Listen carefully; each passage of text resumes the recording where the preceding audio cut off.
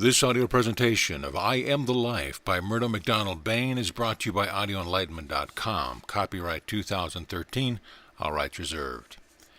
About the author, Murdo MacDonald Bayne, MC, PhD, DD. Born June 21, 1887 at Kenmore, Scotland. As a young lad, he had a very moving spiritual experience of seeing the Christ features and found afterwards he could see and hear what others normally did not. He learned more about his gifts when he grew up. In education, he entered the medical field for a time, married in 1913, and had 2 sons, who were born of the union. At the outset of World War I in 1914, he joined the Highland Light Infantry, and being a champion piper, he was made a pipe major. He relinquished his military commission in 1920, retaining the rank of lieutenant, was honored with the British War Medal, Victory Medal, and Military Cross. In the 1920s, he toured many countries lecturing and healing, and by early 1930 he founded the College of Universal Science in Manchester, England. At a séance in Edinburgh, MacDonald Bayne was told to go to South Africa. From there he was directed to India and Tibet, where he studied under living Tibetan masters, where he received the true enlightenment essential for the writing of The Higher Power You Can Use and I Am the Life, also author of Divine Healing of Mind and Body. In 1944 he began a center in South Africa, the Sanctuary of the Silent Healing Power, and continued his lectures twice weekly. Many of these were preserved on wire recordings and now available on CD. He gave 2 last memorable lectures at Caxton Hall, England, and unexpectedly passed away a few days later on February 26, 1955 in England. His writings, then as now, still have a powerful inspirational and healing influence on those who truly seek the truth. Preface. In the writing of this book, I have to thank the late Judge Troward for his essays in Bible mystery, and James Moffat for his new translation of the Bible. Also the scribe who wishes to remain anonymous, and above all, the mighty invisible one who has inspired and aided me. The book is not intended to be a literary display of words, but a fearless, outspoken exposition of the truth, as given to me from a high spiritual source, so that all who read it may awaken to the wonderful hidden treasure, the pearl of great price. The author. Forward. He who lives in truth is not afraid to proclaim the truth. He is strong. He is full of optimism. He looks for the bright side in all things. In the darkest corners he makes the sun shine. He walks through life with a smile. He sings a song of joy. His faith is in the Absolute who lives in and through him. He carries a message of hope and courage and loves of all. He gives help where and when it is needed. He helps others to help themselves. He is free from fear and worry, always forgiving, always tolerant. He is devoid of hate, envy, and malice. He radiates love to all the world and minds his own business and expects others to do the same.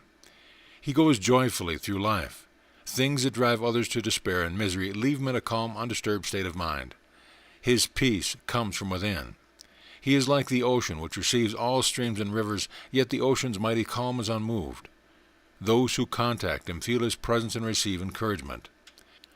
He attracts love and friends, not that he desires them, because he does not depend on people and things, but these things come to him as his right. He acknowledges the law, and the law responds. He is at home with all class of people. The rich and the poor are all alike to him. He does not favor one more than the other. He is not interested in what they have. All are equally at home with him. He is welcome in all homes, and children cling to his hands and coat. He loves life, and life responds. Sinner and saint are the same to him. He sees the good in the sinner and does not look for the weakness in the saint. He knows that he himself is not without sin, and so he never casts the stone. The outcast recognizes him as a brother. The woman who has passed through the furnace of life trusts him. He gives of his love and wisdom and points the way to happiness. He heals the heart and relieves the troubled mind. God never holds his love from his most disobedient child, neither does he hold that love of God from his brother or sister. He neither pities nor condemns, because he knows all are conquerors if they will to conquer. He finds joy in his work. He never hurries, nor can he be rushed. He knows that time does not control him. He is attuned to the eternal. He has absolute faith in the absolute power of which he has become aware. He knows he is one with all life, and behind him is the power of the universe. He believes in the all-good divine justice in his key to all situations. He is simple, loving, and kind. He recognizes that to attain wisdom, one must be humble, and when wisdom is mastered, one must be humbler still. He is the future's promise of a better world to come. You can join in this promise too. Open yourself. Do not resist. Receive the true blessing of wisdom and understanding through your love and service to others. Then you will become as he who knows. Part 1. The Revelation of Truth. There is only one truth. The truth is eternal, birthless and deathless, forever the same. But the teaching of the truth is always changing to finer and higher expressions as man unfolds. There is a lot of knowledge in the Bible that is hidden from the many esoteric knowledge, that which came through the great prophets and was revealed to the inner circle of disciples. As the race unfolds, so does the truth unfold to the race through the individual. Moses and Jesus are the two great prophets in the Bible. The others are not so outstanding, though they are all part of the great family of prophets existing for the race. The truth is hidden in their words and past explanations, and even now is understood only by those who can receive the truth. For the truth reveals more and more of itself. It is a continuous unfoldment, continually revealing greater and greater splendors of truth. The more truth unfolds in us, the more truth is revealed to us. When we feel ourselves one with the eternal truth, when we become aware of it, the mind becomes steady and unwavering. This state of consciousness is the awareness of our being. Truth must become subjective as well as objective before it means anything to us. There is a subjective activity set up when the truth is revealed to the consciousness, and when consciousness becomes aware of itself. Spiritual understanding is clear and distinct on all planes of consciousness, and does not go contrary to reason, but goes beyond our reason, because truth is beyond mind. Mind accepts the truth when unfolded. Mind expresses the truth when it knows the truth. It confirms itself within yourself when you know it is true. But mind cannot comprehend it fully because truth is beyond it.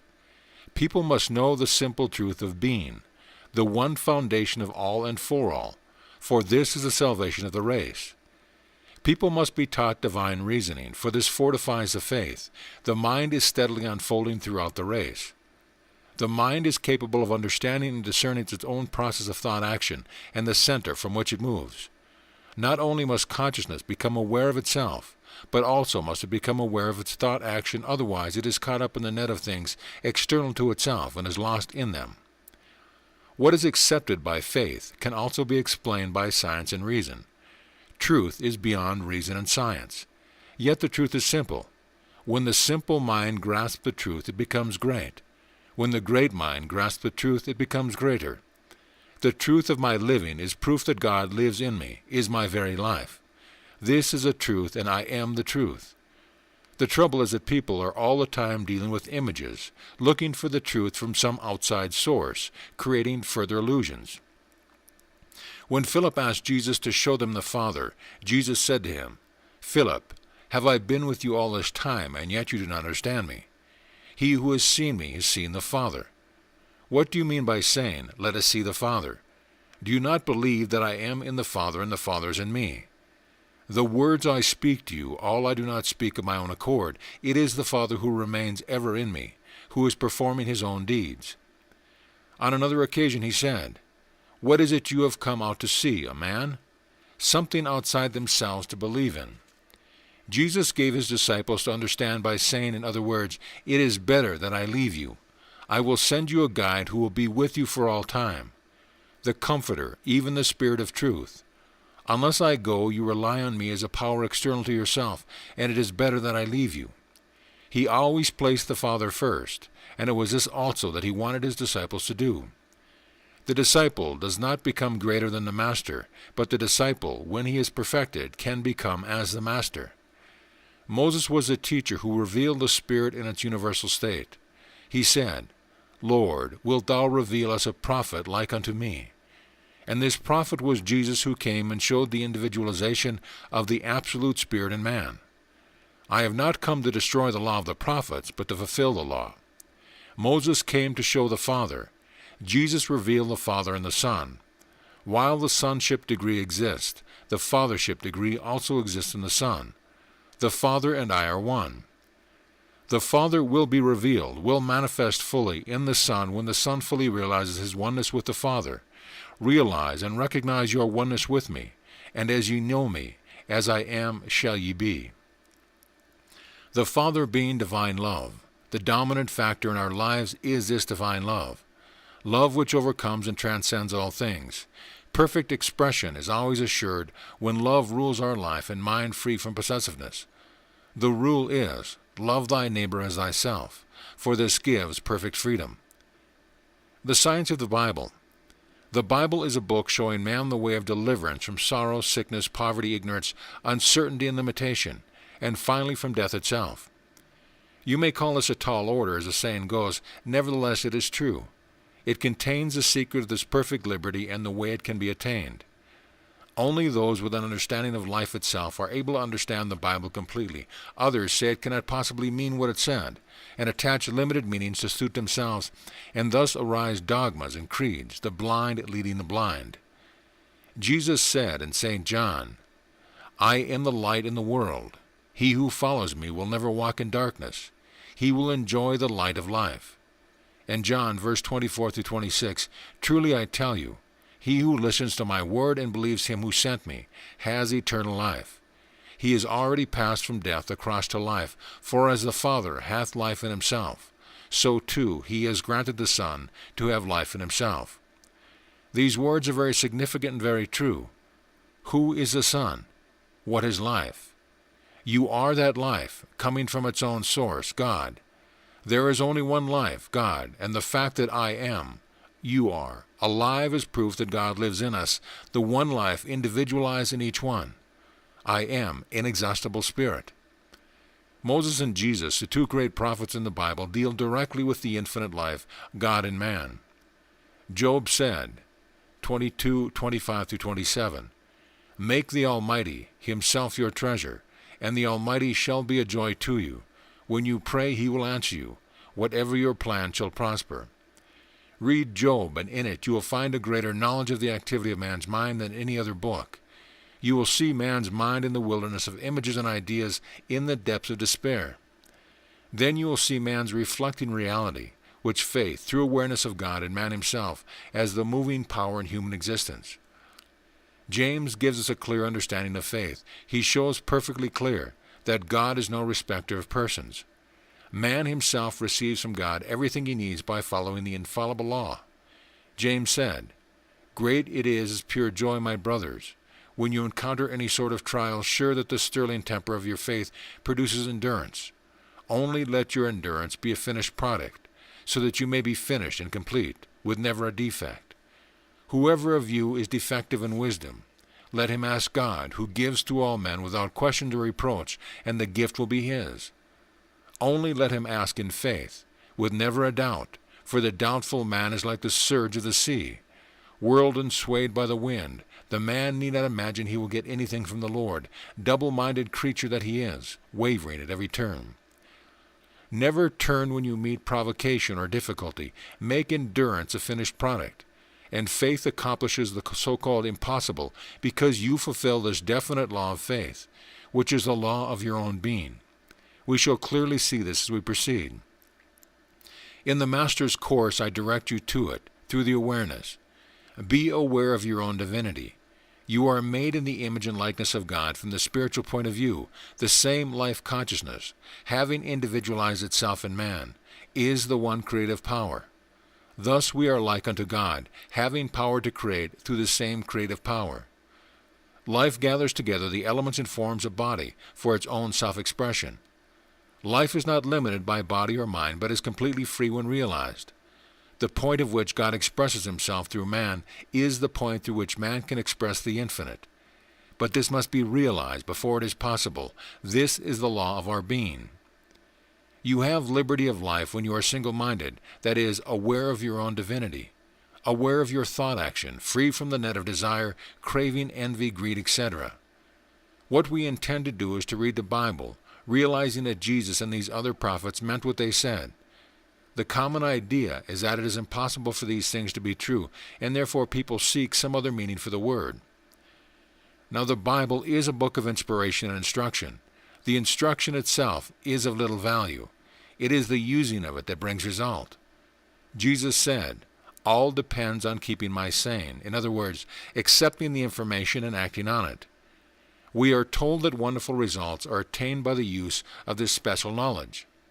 The Bible, therefore, appeals to our reason, and we can speak of this as the science of the Bible. for the Bible is eminently scientific. Its scientific is not primarily physical, but spiritual and mental. The Bible states clearly that man is spirit, soul, and body, combined in one single unity, a threefold aspect of the Trinity, and it details the interaction in this Trinity. It shows the creative power inherent in man's own thoughts as the creative power in divine thought. It also shows that, through ignorance of these truths, we misuse our creative power, and so produce the evils we deplore. Yet to protect man himself from himself, these truths are veiled and only revealed to one as he grows in spiritual knowledge. The plain fact that the average person is unable to comprehend the enormous powerful truth in the plain spoken word is proof that man must come to the fountain before he can drink. All the disciples and prophets from the very beginning say that awareness of our own divinity is the way of man's deliverance and salvation. It is putting instructions into action that gives results. The Bible can give us a complete understanding of ourselves, but how little of it is understood. We are the sons and daughters of God, God in manifestation, God expressing himself through man. Man, when cooperating with God, produces the good. Man expressing himself through selfishness reaps disaster. Love is a secret. Love thy neighbor as thyself. Your creative power is the consciousness of God in you, and through this the infinite manifests itself in and through you. By using this consciousness, you produce in the outer structure conditions by the inherent power of your own consciousness. As a man thinketh in his heart, so is he. What is deepest within you is made manifest. Immediately you become aware of your true nature, divinity.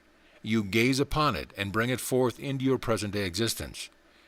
You can use this divine creative power so that all may benefit. The least you do unto one of these, so you do unto me. You create according to your own thought and expression. The Master said, I do the will of my Father. The Father's will is done in me. This is the perfect way and has no reaction. Good cannot be seen through evil eyes, for evil is then in the mind. Most people, by searching for evil in others, are producing it in themselves. The Master said, resist not evil. Do good unto those that injure you. Concentrate on the good. Do not condemn, lest we be condemned by our own thought. We are condemned because of our own creative power. We outpicture in ourselves what we think and feel. Few people understand the power of the spoken word. Think well of the power behind the spoken word before you speak. Keep the mind clear and clean. Know who and what you are, not mind or body, but spirit, infinite creative power individualized. And my word shall not return unto me void, but shall accomplish that which is sent forth to do. In this is the completeness of man's understanding of himself, to become aware of the unity of God and man. The Lord thy God in the midst of thee is mighty. Also to become aware of our relation to things and people, and discern deeply our thought action, how and where it is moving. We are then able to free it from limitation. When thought is caught up in greed, envy, craving, imitation, belief in creeds, and when we are dependent on things and people, we are limited and bound. This brings fear, sorrow, conflict. Our freedom comes through self-reliance, obtained through our awareness of our reality, our oneness with God, the Father of love, and our discerning that which is not real in this world of illusion and shadows. In our relationship with people and things, we gain experience and begin to know ourselves if we can discern deeply our thought action and free it from greed, envy, craving dependence on people and things. If we do not become aware of our thought action and reaction, we are bound and freedom is impossible. Then we find only sorrow and fear and conflict because we are caught up in our desires and craving. Envy, jealousy, and emotions rule our thought. We are no longer free. The greatest seeking in the world today is for immortality. When you know you are immortal, this seeking and searching ceases. Some religious organizations claim that through them alone can immortality be obtained. This is the greatest fraud ever perpetrated upon the race. Ignorance dies hard even in those who suffer this bondage. It is a matter of the blind leading the blind, and they all fall into the ditch. The creation. The Eternal speaks. Where wast thou when I laid the foundation of the world? Answer me, if thou hast wisdom. I was with thee when thou laid the foundation of the world. What hast thou answered? I am the Eternal One, birthless and deathless, and thou art one with me. Dwell on this until you become aware of the mighty meaning of it. In the modern language from the Master's Course, God is the one consciousness permeating the whole of humanity. Your consciousness goes beyond all creation, the realm of truth. Become aware of yourself in the divine state, and you see beyond this world and beyond its effect. The story of creation. This is a story of how the universe was formed. When God began to form the universe, the world was void and vacant. Darkness lay over the abyss. But the Spirit of God was hovering over the waters. God said, "Let there be light," and there was light. God saw that the light was good, and he separated the light from the darkness. God called the light day, and the darkness he called night. Evening came and morning came, making one day. Then God said, "Let there be a vault between the waters to divide them." So God made the vault, dividing the waters under the vault from the waters above the vault, and God called the vault heaven. Evening came and morning came, making the second day. Then God said, "Let the water below the heaven be gathered into one place, to let dry land appear," and so it was. God called the dry land earth, and the gathered waters he called sea. God saw that it was good, and God said, "Let the earth put out verdure, plants that bear seed, and trees, yielding fruit of every kind, fruit with seed in it." And so it was. The earth brought forth verdure, plants bearing seed of every kind, and trees yielding fruit of every kind, fruit with seed in it. God saw that it was good. Evening came and morning came, making the third day. Then God said, "Let there be lights in the vault of heaven to separate day from night, to mark out the sacred seasons, the days of the earth. Let them shine in the vault of heaven, to shed light on the earth." And so it was. For God made the two great lights, the greater light to rule the day, the lesser light together with the stars to rule the night. God sent them into the vault of heaven to shed light upon the earth, to rule the day and the night, and to separate light from darkness. And God saw that it was good. Evening came and morning came, making the fourth day. Then God said, "Let the waters teem with shoals of living creatures, and let birds fly over the earth under the open vault of heaven." So God formed the great sea monsters and every kind of living creatures that moves, with which the water teems, and also every kind of winged bird. God saw that it was good, and God blessed them. "Be fruitful." He said, "Multiply, and fill the waters of the sea. Let the birds multiply on earth." Evening came and morning came, making the fifth day. Then God said, "Let the earth bring forth every kind of living creature, animals, reptiles, and wild beasts." And so it was. God made every kind of wild beast, every kind of animal, and every kind of reptile. And God saw that it was good. Then said God, "Let us make man in our own likeness, to resemble us, with mastery over the fish in the sea, the birds in the air, the animals, every beast of the earth, and every reptile that crawls on earth." So God formed man in his own likeness. In the likeness of God he formed him. Male and female he formed both. And God blessed them. God said to them, "Be fruitful, multiply, fill the earth and subdue it, mastering the fish in the sea, the birds of the air, and every living creature that crawls on earth." God also said, "See, I give you every plant that bears seed all over the earth, and every tree with seed in its fruit. Be that your food. To every wild beast on earth, to every bird of the air, and to every living creature that crawls on earth, I give all the green growth for food." And so it was. God saw all that he had made, and very good it was. Evening came and morning came, making the sixth day. Thus was the universe and its array all finished. In the beginning there was only God. I am the only one. I am the Lord thy God, and there is none other beside me. I am the one. I am the only one. Me out of me, the only one, all things have been created. This is the first fundamental law to take into consideration when reading the Bible. God said, "Let us make man in our own likeness, to resemble us, with mastery over the fish in the sea, the birds of the air, the animals, every wild beast on the earth, and every reptile that crawls on the earth." So God formed man in his own likeness. In the likeness of God he formed him, male and female. What has puzzled a great many people in this when God said, "Let us do this"? Us means the Father, Mother God. The child could not come to fruition except through the Father, Mother God. In reading of the creation of man further on, it said, Adam was asleep. God took from him a rib and made a mate, and called the mate woman. The significance of this is a similarity with the Infinite who creates within himself a spouse, through which the manifestation of his creation could take place. This spouse is the intelligence and substance through which all forms are created, which was created out of the Infinite, for there is no other possible source whence it could come. Therefore he calls himself us, so God formed man in his own image and likeness. In the likeness of God he formed him male and female. Therefore we are all male and female. The whole story of the Bible reveals that the earth and everything in it was created first, ready, complete, so that man, when he came, could take control and run the world according to God's law. But man has absolutely disobeyed God's law. Read Isaiah chapter 1, 2 through 6. Hear, O heavens, and listen, O earth. It is the Eternal speaking. I have reared, having brought up sons, and they have rebelled against me. A bullock knows its owner, and an ass its master manager. But Israel does not care, my people never heed me. A sinful nation, folk whose guilt is heavy. A race of wrongdoers, sons degenerate. They have abandoned the Eternal and spurned the majesty of Israel. Why will you earn fresh strokes for holding on in your revolt? Your whole head is sick, your whole heart is diseased. From the sole of the foot to your head, no part is sound. The same is today. Jesus said, If you would not heed the prophets, neither would you heed one, though he came from heaven.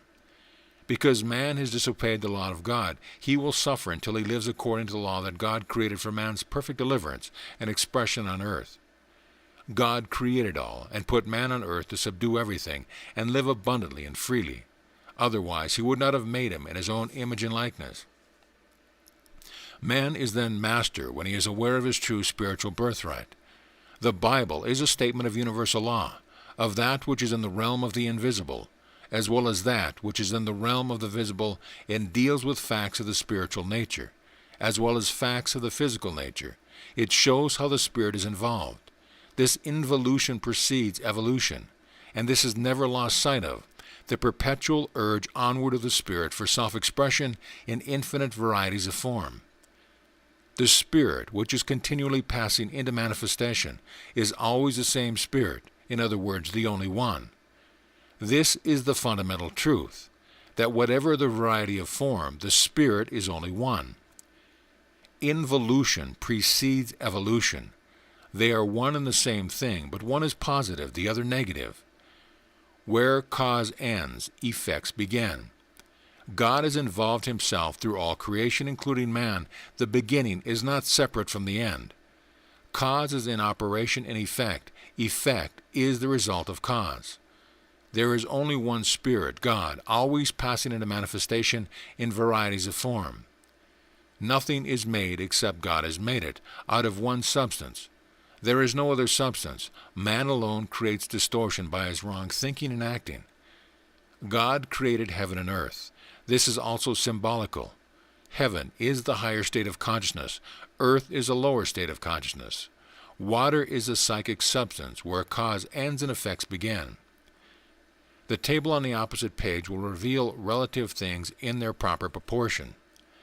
Spirit, God infinite. Consciousness, intelligent substance. Wisdom, love, power. Love unites wisdom and power in perfect action, one in all and all in one, out of which all is created.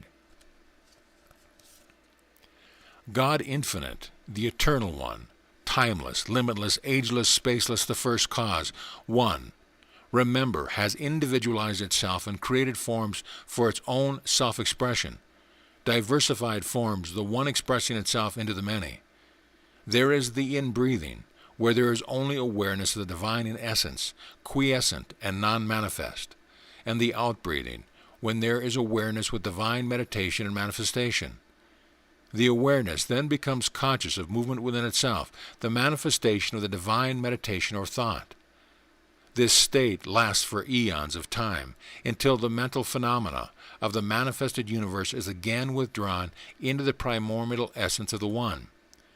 One in the beginning, and one in the end, Here the divine atom receives its omnipotent impulse to go forth into infinite omnipresent substance, to be involved and to evolve, to go forth and return to the bosom of the Father-Mother God. The centrifugal and centripetal seen as a divine law in all creation, including man. The law is, when energy is encased in its smallest space, it is then at its greatest intensity. The divine atom has within itself the universal omnipotence and omniscience, and is capable of moving in space in its own boundless omnipresent substance. Then think how the power of God is locked up in your divine self, awaiting your awareness of it. When energy is encased in its smallest space, it is then at its greatest intensity. This is the formula I have created to explain the point. Matter, in its ponderous state, is easy to dissolve into its elements. It is when the atom is reached that great force is encountered. It requires millions of units of energy to split the atom, that is, to separate the electrons from the proton. But what happens is that the proton regroups itself again with other electrons from within itself, and this requires a greater amount of energy to bombard it. This goes on ad infinitum, recurring in smaller groups until point is reached. And when point is reached, there is no energy external to point, greater than that beyond point. The greatest potential is concentrated at point. The Father-Mother God is the cause of all manifestation. It cannot be separated. This is a divine law of action. Having all power within itself, there is no power separate from it. It is the all concentrated at point, and point is everywhere. Yet no one can tell where it is or point it out. Yet it is. Man's consciousness is the point where the infinite consciousness is individualized. The riddle is solved at point. The greatest in the smallest, and the smallest in the greatest. Let me further explain the meaning of point. Suppose we have a large block of steel.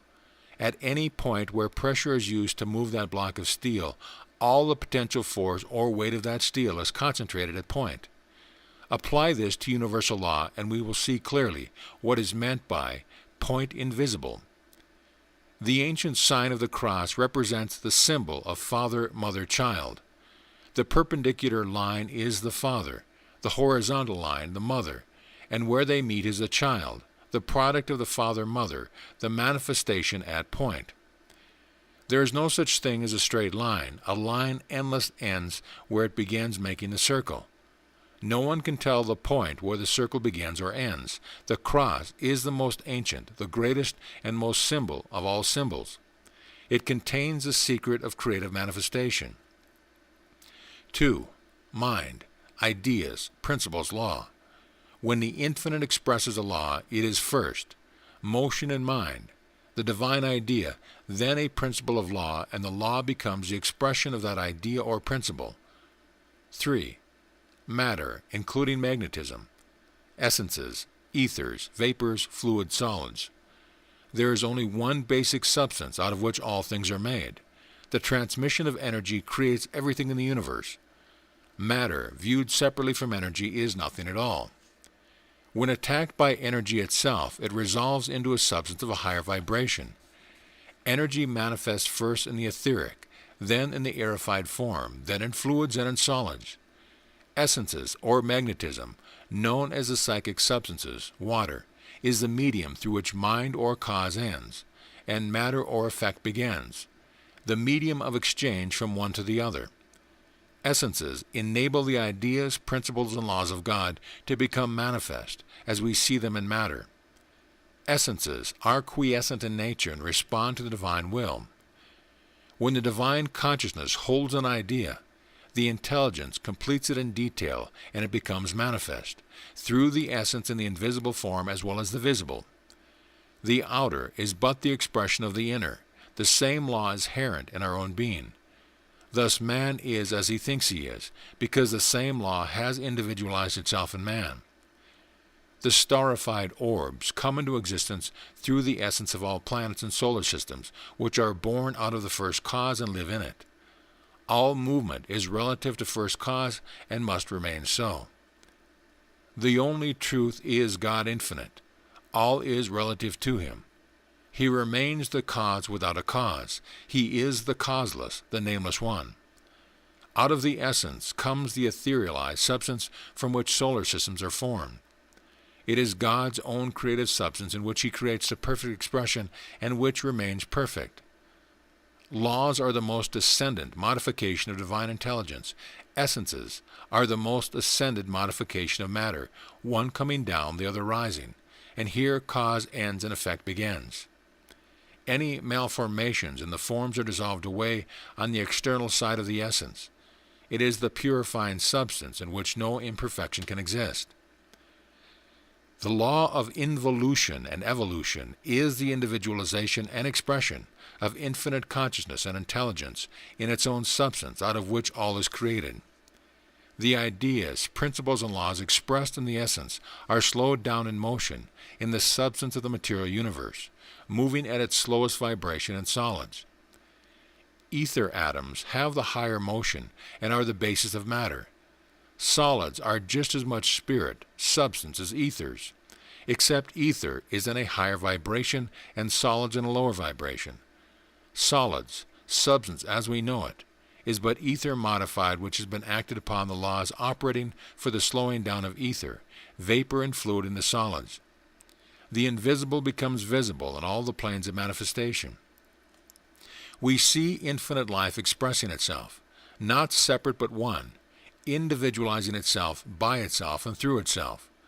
Only the essence remains after the expression of the manifestation is complete. Form itself, having no power of its own, dissolves into nothingness, leaving only experience.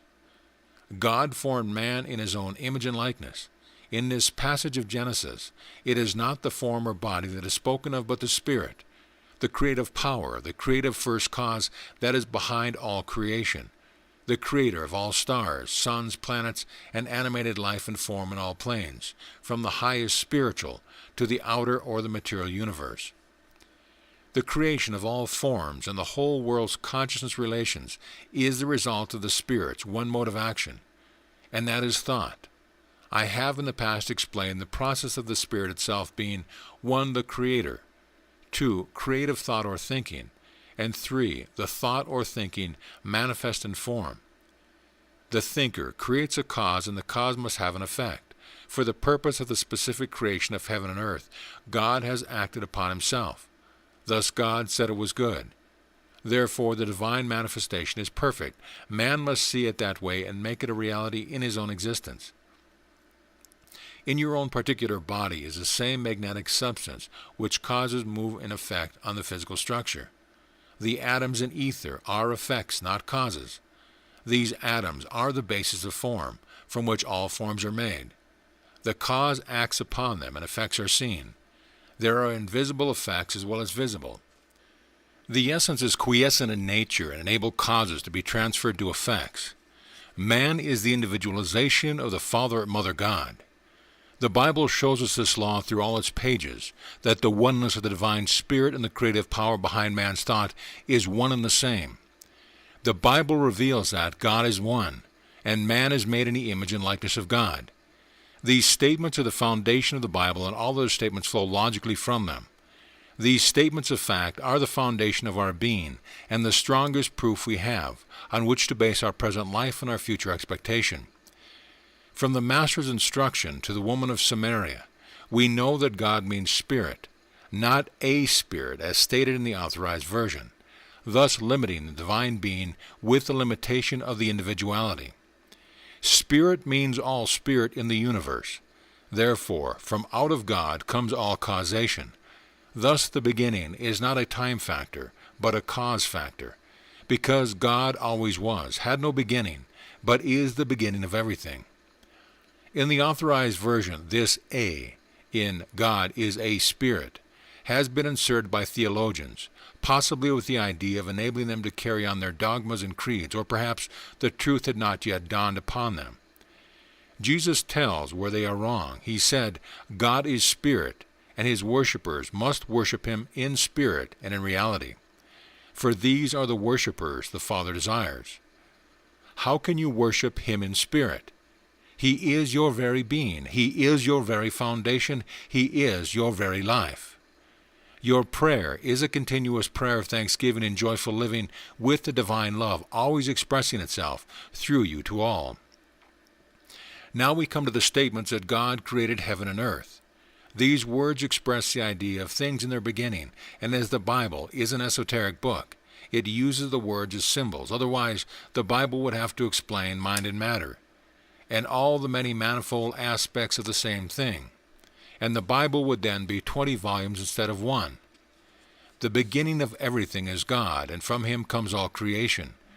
The beginning is not a time factor, but a cause factor. God always was. He has no beginning and no ending.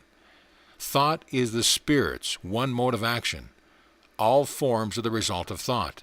Let your imagination be clear and clean. Let it be complete. Dwell in the deeper meaning of this, so that which you create shall be of the constructive nature and complete from the beginning. Know that you are the thinker. You think and create by thought.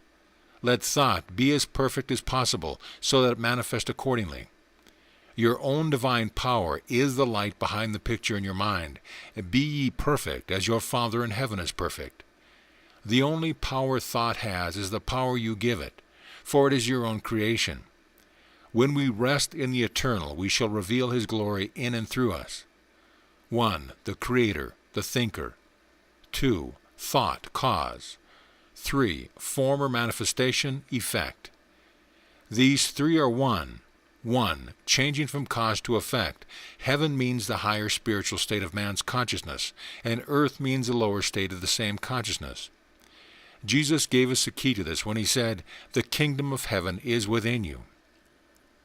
In other words, heaven is the kingdom of the innermost or spiritual, and earth must be the outer, the symbol of the outer or opposite, the material, eternally subsisting in the one, in perfect unity. Man's emanations are floating from him continuously into the celestial world and space as solid, even more solid than the plane we are on now. Science says that etheric substance is 9 million times denser than matter, and it is from ether that matter has come, and this is the basis of matter. The etheric body you will use is now the making within you. You make your own spiritual home here. If you only knew it, selfishness is ugliness, love is beauty, the infinite law of perfection. The power of God or Spirit preceded the stupendous work of creation. What is meant by the creation of heaven and earth is the operation of the eternally subsisting one upon itself, which produces the dual expression as energy and substance, or intelligence in action expressing form. This does not mean separation. Life, to manifest itself, has to involve itself, to express itself with an expression of itself. This necessitates an intelligent form of energy, self-created energy, arising from the one source.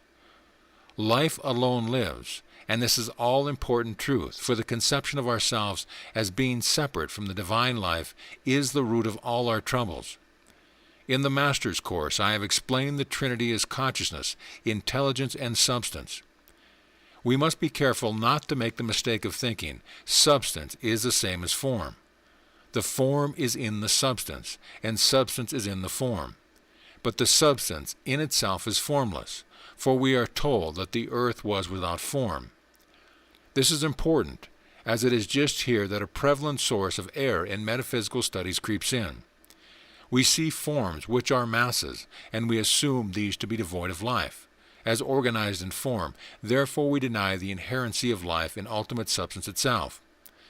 The primordial state of substance, with which the opening verse of the Bible is concerned, is something far removed from any conception we can have of matter, as formed into electrons and atoms.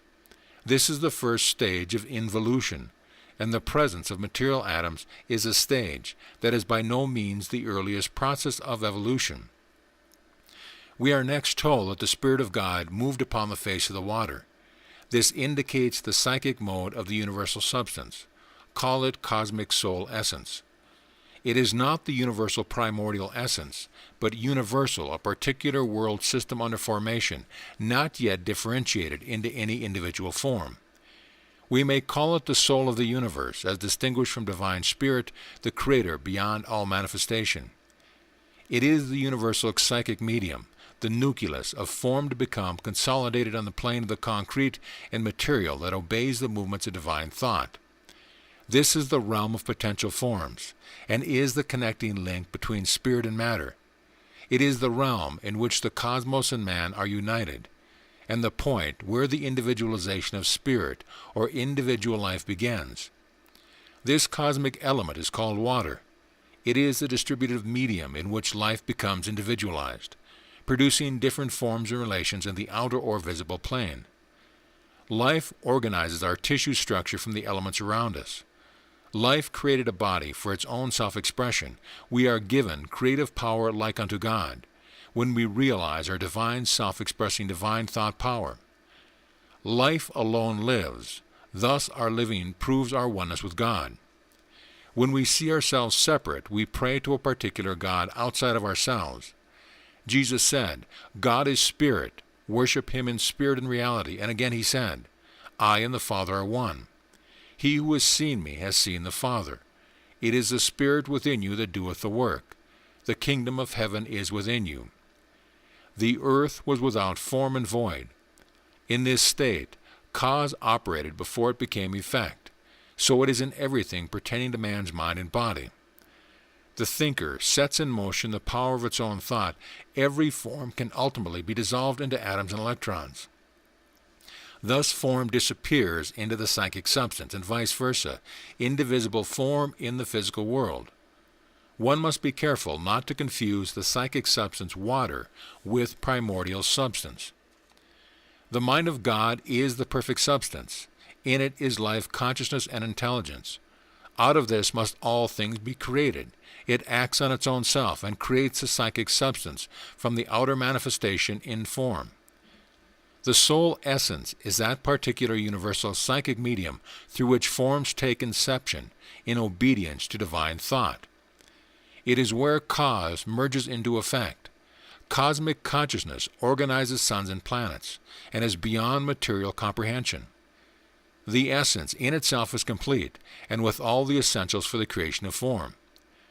Consciousness, intelligence, and substance is one, moves in itself and becomes cosmic star essence, out of which all universes are formed and must exist before any physical conditions can come into existence at all. When you know the truth, you know that the beginning and end are one. We must fulfill the divine law inherent in God and man before we shall be free. The truth sets us free. Man knows himself as one with the great self. To him all shadows in both astral and physical planes no longer exist. He transcends all illusion. The Bible gives understanding and knowledge of the way. Spirit cannot be separated from itself, but it individualizes itself in its own substance. Man is not a bit of spirit, but is one with the totality of all spirit. When he becomes completely aware of this, transformation takes place. If you know me, you will know my Father. But if you do not know my Father, you do not know me, because you do not understand my words. Within yourself is a knowledge of the universe and all things in it. Know that it is, and let it come forth. I am pointing the way in which truth in you can be revealed to you, so that when you can accept, realize, and recognize it, it becomes the light of mankind. Your teacher is within you. He reveals himself whenever you open yourself to his inspired knowledge. These instructions are leading you to the greatest power you have, the Christ power. The Master, when instructing Nicodemus, pointed out that the new birth results from the interaction of spirit and water, especially emphasizing the fact that the flesh had no share in the operation. The flesh, the outer, had no significance of itself. The Master stressed the weakness of the flesh, the nothingness of it, and the essentialness of water. John said, Jesus said, Truly, truly, I tell you, no one can see God's realm unless he is born from above. Nicodemus said to him, How can a man be born when he is old? Can he enter his mother's womb again and be born? Jesus replied, Truly, truly, I tell you, unless one is born of water and spirit, he cannot enter God's realm. What is born of the flesh is flesh. What is born of the spirit is spirit. Do not wonder at my telling you, you must all be born from above. The wind blows where it will. You can hear its sound, but you never know where it has come from or where it goes. It is the same with everyone who is born of the Spirit. Our awareness of our oneness with life in its essence enables us to bring the divine inner to the outer. The outer has no power of its own. The action of the Spirit upon water is the action of an action principle upon a passive principle. Thus the material worked upon assumed a form which it did not possess before. Therefore it is obvious that any act of creative power must take place in a more interior level than that of the form to be created. Whether in the New or Old Testament, the creative action always takes place between spirit and water. Whether it is the creation of a new world or a new man, we must always go back to the first cause operating. Therefore, man is one with the Father, and he becomes one with the Father when he knows the truth of his being. Inherent life has the real and only power. Consciousness directs. Intelligence fulfills this direction in the substance, and form comes forth. The next statement is, God said, "Let there be light," and there was light. Now we know that light and heat are modes of action, but the statement, "the sun was not created until the fourth day," guards us against assuming that this light which was created on the second day is visible to the physical eye. Rather, it is the all-pervading inner light, which becomes visible only when the inner vision begins to develop. It is that psychic condition of the universal substance in which the auras of the potential of all forms may be discovered, and where the spirit consciously or unconsciously determines the form of those things which are to be. This inner light represents the sun that does not shine by day, nor the moon by night, but the light that always shines, and this was the light of man. I am the light of the world. The all-prevailing inner light becomes visible when man's inner vision develops. The initial light having thus been produced, the introduction of the firmament on the second day indicates the separation of the spiritual principle of the different members of the world system from one another. And the third day sees the emanation of the earth from the water, or the production of the corporeal system of nature, the commencement of the process of evolution. Up to this point, the action has been entirely upon the inner plane of water, the psychic, that is to say, a process of involution. Therefore it was impossible for the heavenly bodies to begin giving physical light until the fourth day, for until then no physical sun or planets could have existed. Our physical earth was the outpicturing of the inner realm or cause. The commencement of the process of evolution is where a cause ends and the effects begin. Work done in the interior planes produced results in the physical plane. The second day, the inner world in essences. The sixth day, the outward manifestation of that inner took place. A simple unity differentiates into principles. Heaven, earth, spirit, water. Forms are created in psychic substance before they become visible. Mineral, vegetable, and instinctive principles exist in mind before they become manifest. These principles operate through their distinctive kingdoms. Effects we see are but the results of invisible cause. With the fourth day, the physical universe is differentiated into shape, and on the fifth day, the terrestrial waters begin to take their share in the evolutionary process of spontaneously producing fish and fowl.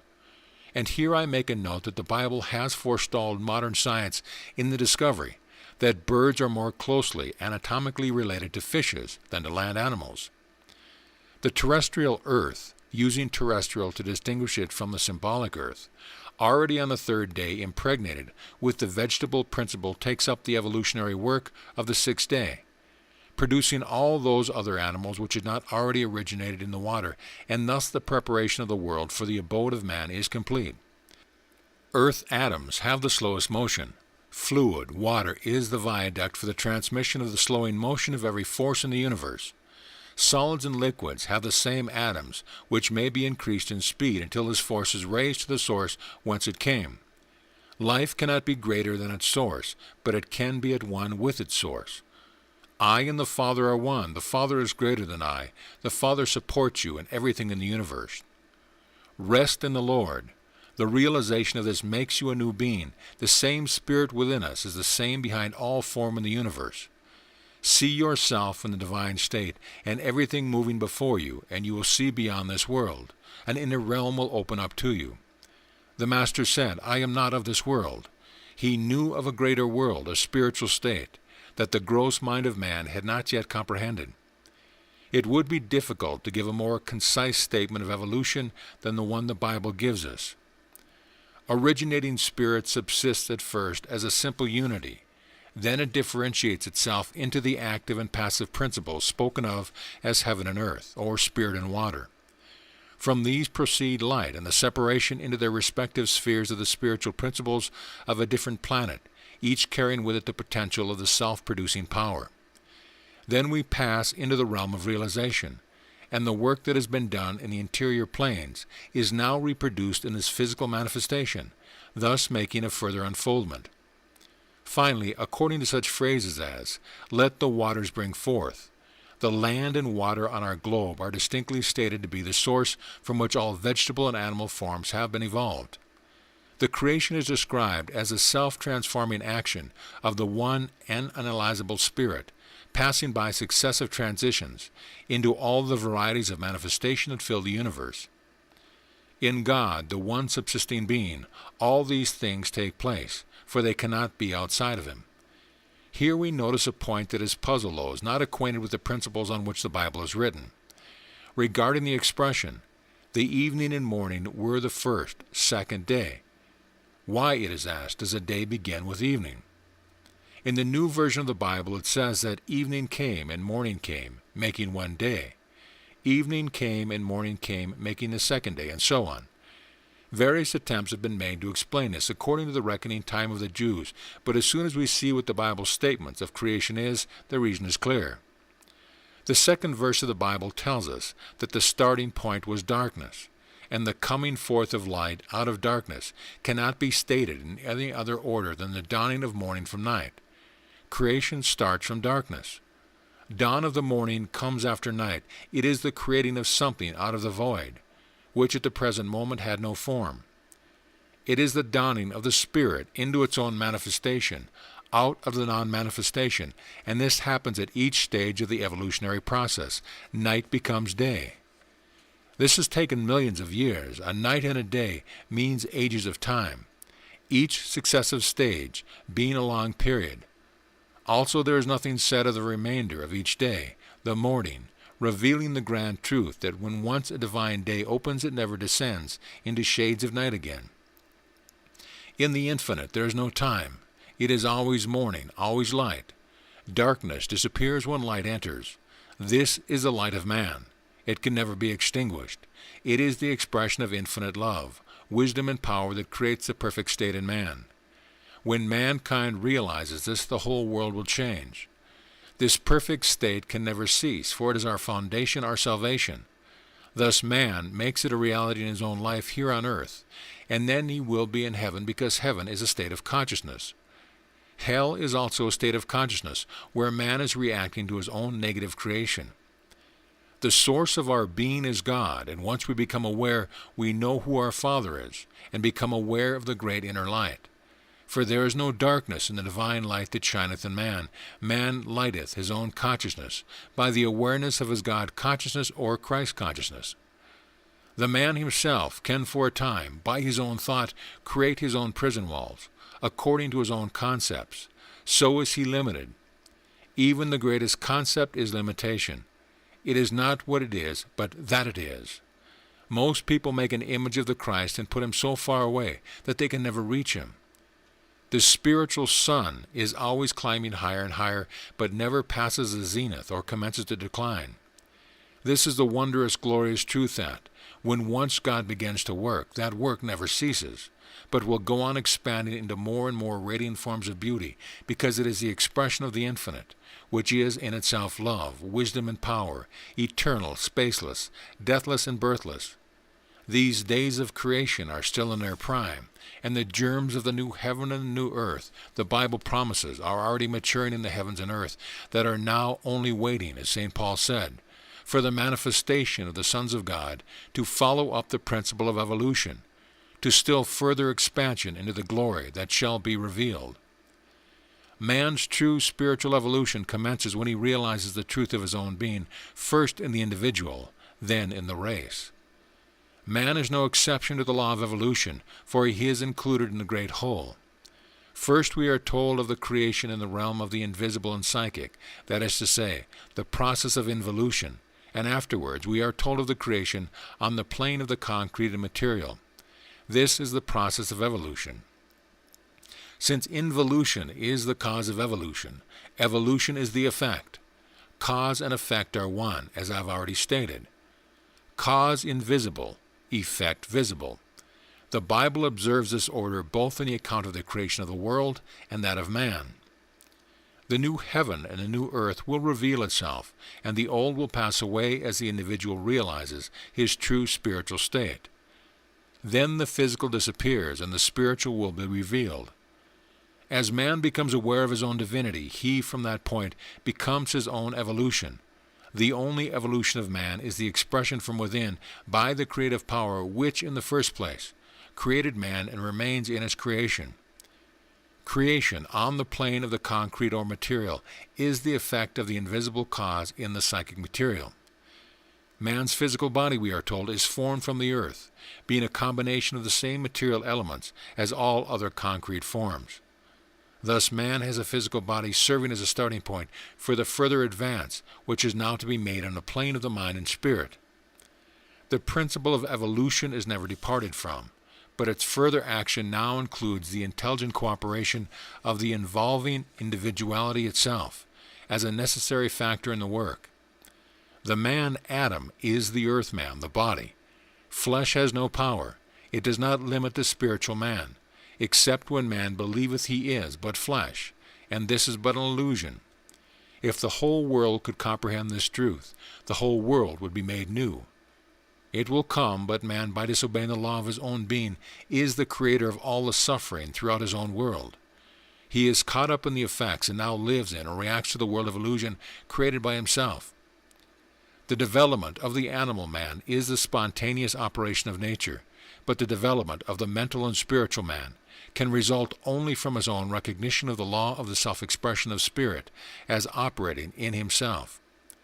It is therefore for the setting forth of man's power to use this law that the Bible was written, and accordingly the great fact on which it seeks to rivet our attention is in its first utterance regarding man, that he is made in the image and likeness of God. A very little reflection will show us that this likeness cannot be the outward form, for the universal spirit in which all things subsist cannot be limited in shape. It is the principle permeating all things, as this innermost life and substance and vivifying energy. And of it the Bible tells us that in the beginning there was nothing else. In the beginning there was God. What a truth when realized! Now the one and only conception we can have of this universal life principle is that of creative power, producing infinitely varied expression of itself by itself, through thought expression. Man must develop intelligent cooperation with the creative power within himself. Evolution is in the hands of man himself, and man alone can move this great evolutionary force and become as the Father knows him, his own Son, the Son of God. I shall know as I am known. The Master's parable about the prodigal son shows the son's indulgence, his repentance, and his regaining of himself, his true spiritual state. He spends his inheritance, suffers trials and tribulation. He comes back. He says to himself, "The servants are all clothed and have plenty of food. I will go to my father. At least I can be a servant." Immediately he turned. The father knew and went to meet him, and put his arms around his neck and kissed him, and clothed him with the best robes, gathered together his friends, and killed the fatted calf and had a feast, showing that the Father's divine love endureth forever, and holdeth nothing against even the greatest sinner when he returneth to the Father. The Master described the other brother who, thinking himself to be in the fold, was envious of his brother coming back into the household. He heard music and rejoicing, and because his brother had returned, he was annoyed and would not go in. He remonstrated with his father and complained that he could not even get a kid to make merry with his friends, and the father said, "Why, son, all that is mine is thine. Here is the completeness. We must know that all that is God's is ours." These are the Master's words, and show definitely the extraordinary and wonderful love and compassion of the Father. We have a Father so wonderfully perfect, who gives to all without reproach. The happiest person is he who knows that he can always be the prodigal son, because the Father never turns away anyone who approaches him in humbleness and simplicity. Intellectual pride is death. Blessed are the meek, for they shall inherit the earth. There is more virtue in the prodigal son than in one whose heart is so filled with religion and idolatry, where there is no room for love, and whose mind is so filled with images that there is no room for truth. The Bible is written to help man to see the great law that he is made in the image and likeness of God. This is the first statement, and from the statement all other things follow naturally and in sequence. Moses revealed the truth in the burning bush. Then Jesus said, I have not come to destroy the law, but to fulfill the law, and to show man his own divinity. Why stone me when I say I am the Son of God? Do not your scriptures say that ye are the sons of God? The universal Spirit cannot be limited by form. It vivifies in all things. I and the Father are one. This is a truth that sets us free when it is completely recognized. I am the life, unfettered and undifferentiated, one with the whole. I am not separated from the whole, but an expression of it. Life alone has consciousness. I prove God by proving myself. Consciousness and intelligence is the active power. Consciousness directs, intelligence fulfills the direction, and form appears in the substance. This mode of thought and expression of the infinite must be the same to the individual, and is particularly a subconscious activity when we understand the action of thought. The likeness, therefore, between God and man is a likeness of creative power, for this creative power has reproduced itself in the individual man. And as we go through the Bible, it reflects on this one fundamental fact. The Master said, I and the Father are one. The Father's will is done in me. I do the will of the Father. He showed by living example the infinite law fulfilled in man. All men must fulfill that law. The creative power is inherent in man's consciousness, whereby he creates thought. Cause invisible, the effect becomes visible. We need much instruction on the nature of our own, yet unrecognized, amazing possibility, and the Bible is written to give us this teaching.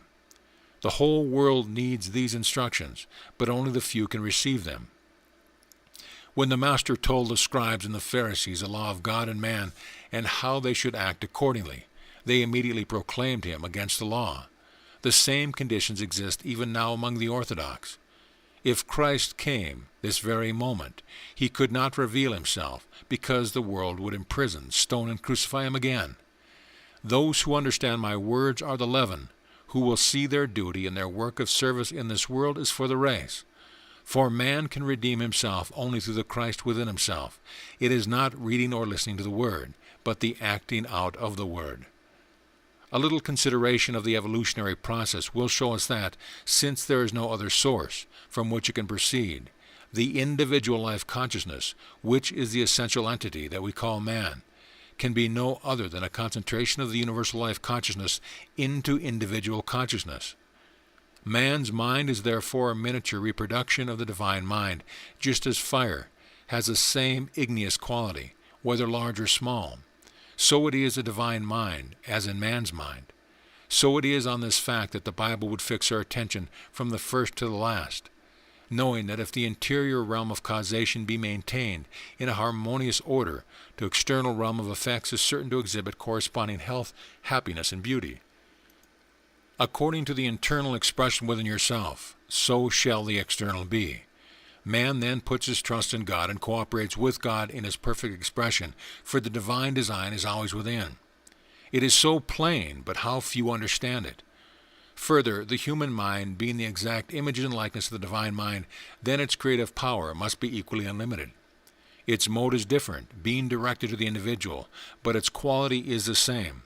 And this becomes evident if we reflect that it is not possible to set any limit to thought or consciousness. We cannot limit thought or consciousness. Only by creating conceptions of oneself can the individual self-limit himself. You are one with universal consciousness when, by using the instrument of faith, you realize no limitation. The only possible limitation is such as set by the limited concepts of the individual who thinks.